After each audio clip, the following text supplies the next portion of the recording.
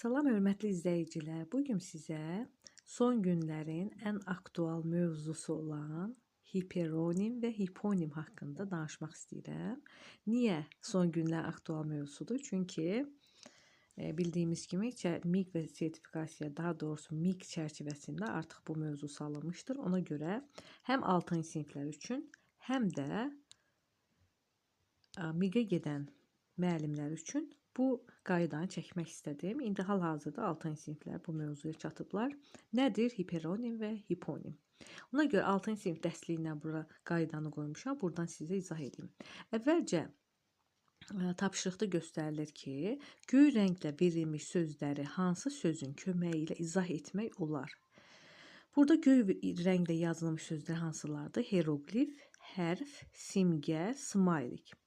Altda da yazılıb söz, məna, işarə, səs. Bunlardan 4 sözə uyğun gələn söz işarədir. Hər biri işarədir. Yəni heroqlif, hərf, simgə və smaylik işarədir. Deməli cavab burada oldu işarə. İndi buna əsasən biz deyə bilərik ki, işarə daha ümumidir. Bu 4 söz isə daha konkretdir. Bu 4 söz hər birisi nəyə aiddir? Bu sözün içinə daxildir. İndi keçək burada yazılan qaydaya. Qaydada deyilir: